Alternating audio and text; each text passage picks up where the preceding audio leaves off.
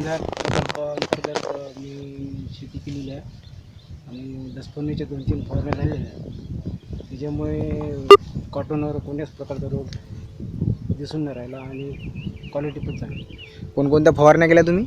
दशपर्णीच्या कोणकोणत्या फवारण्या केल्या होत्या? दशपर्णीच्या किती फवारण्या झाल्या दशपर्णीवर? 3 फवारण्या झाल्या दशपर्णी. दशपर्णीच्या. आणि आपल्या सोयाबीनवर कोणती फवारणी केली? आपण 3-4 दशपर्णीची फवारणी. दशपर्णीचीच फवारणी तीन फवारणी केल्या. हम्म. आजपर्यंत 3 फवारण्याचा खर्च किती येते मग अंदाजे? अंदाजे आतापर्यंत 10,000 रुपये खर्च आला असता. 10,000 रुपये तुम्हाला खर्च आला असता. हो. रासायनिक फवारणी मारली असती तर. फवारणी. दशपर्णीचा किती खर्च आला बनवायचा अंदाजे? आता तसं 1,000 रुपये. दशपर्णीचा 1,000 रुपये टाकी पकडून. म्हणजे बाकी मजुरी गिजुरी पकडून तुम्हाला झिरो बजेट. आणि मजुरीचा फक्त खर्च गेला असेल फवारणीचा. राज वामनराव मिलमिले. मी वडगाव पोलीस स्टेशन येथे राहतो आणि हे माझं शेत.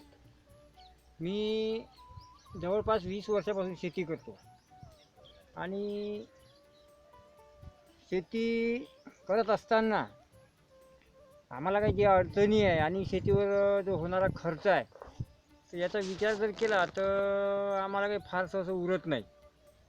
परंतु यावर्षी मी आता गेल्या वर्षी काही लोकांचं पाहिलं सेंद्रिय शेतीबद्दल आणि यावर्षी आमच्या इथे जे दीनदयाल संस्थेवाले आहे त्यांनी आम्हाला मार्गदर्शन केलं आणि त्यांनी आम्हाला जीव तोडून सांगितलं की शेतकऱ्याची आजची कंडिशन कशी आहे. त्यानुसार मी यामागे लागलो सेंद्रिय शेतीमागे. आणि माझ्या गावातील सुद्धा बरेचसे लोक आहे. तर दशपर्णी अर्काचे माझा एक फवारा झाला पराठीला आणि त्यानंतर मी जीवामृत बनवलं. आता याला खर्च काही लागत नाही तर मी एका 200 लिटरच्या टाकीमध्ये जीवामृत बनवलं.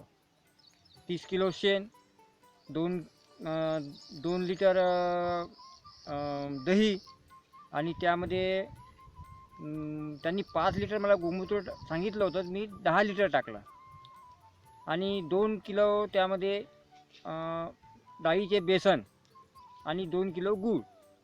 मी 6 दिवस ते मिश्रण ठेवलं.